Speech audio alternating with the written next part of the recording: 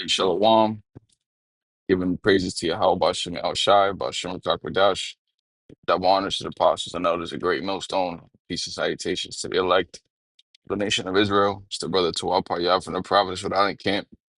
It's going to go into a quick lesson on a little bit of a mindset. And this is pretty much inspired by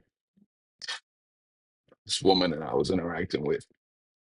And I was just evaluating her mind, reading her spirit, and seeing kind of like where her goals are, and just basically the same case for most women. Their goals is set in this world. They look to accomplish things in this world at a fast pace. At that, um, you know, which in difference, my mindset or our mindset, those that are looking to be delivered from this kingdom, our mindset is on the things to come, the kingdom of heaven. Uh, I'm gonna pull up this scripture, new heaven, new earth. This is the book of Second Peter, chapter 3, and verse 11. It's verse 10. But the day of the Lord will come as a thief in the night. What's the day of the Lord? Talking about the day Yahweh Shai, who the world ignorantly calls Christ or Jesus. That's when his return takes place. That's the day of the Lord. And he's coming as a thief in the night, meeting suddenly.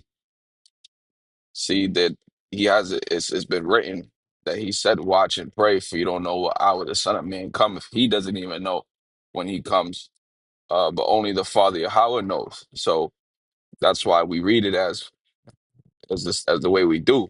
The day of the Lord will come as a thief in the night. Um, during that time, not only is he going to be, coming with the thousands of angels, but there's going to be thermonuclear missiles being shot at America in different parts of the eastern part of the world.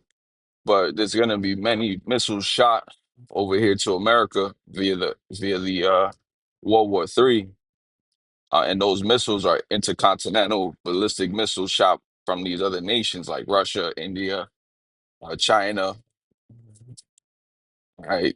Just the Saudi Arabias. They're going to be shooting missiles over here. So that day is coming close. Like, and the things that are happening in the world are indicators of that. And how do we know? Is via prophecy. Matthew 24, 2nd Ezra 9, 2nd Ezra 15, 16. All right. Obadiah, Habakkuk. But it says, the day of the Lord will come as a thief in the night, in the which the heavens shall pass away with a great noise, and the elements shall melt with fervent heat, and the earth also and the works that are therein shall be burned up. And that's going into that thermonuclear missiles and the continental ballistic missiles, where everything is going to burn here in America and there's not going to be a thing left of it. As it says, the elements shall be melted with fervent heat, hotter than the sun, essentially. But continuing, it says, seeing then that all these things shall be dissolved, what manner of persons are ye to be in all holy conversation and godliness, looking for and hasting unto the coming of the day of the Most High, Yahweh Shem Shai, wherein the heavens being on fire shall be dissolved, and the elements shall melt with the fervent heat.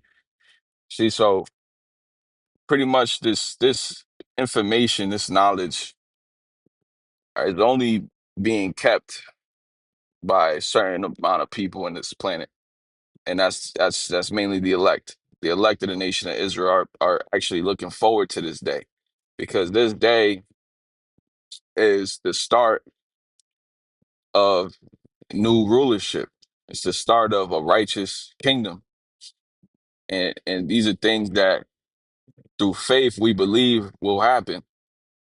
And we don't have any form of doubt within us that it won't happen. But a lot of people don't see it happening because of the way that the government, the way that the leaders of this current temporal kingdom, the way they had pushed out their sorcery has a lot of people thinking this place is gonna sit forever. It's gonna last forever. It's gonna be great again. But um, a lot of people are gonna be in for a rude awakening. Okay, but again, there's only a small amount of people on this planet that are looking forward to the end of this kingdom.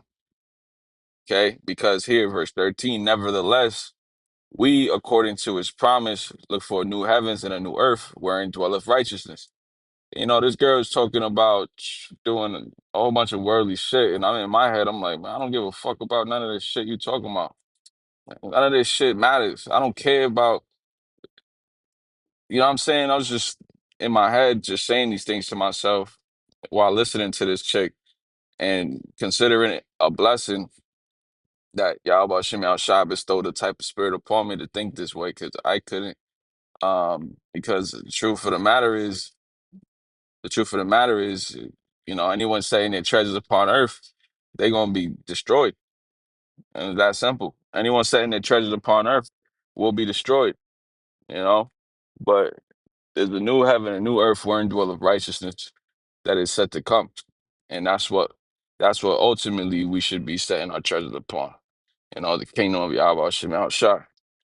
But that, gonna give up praise, honor, and glory to Yahweh, Baal Shem Yahweh Shai, Baal Shem Kakodash, Shalom.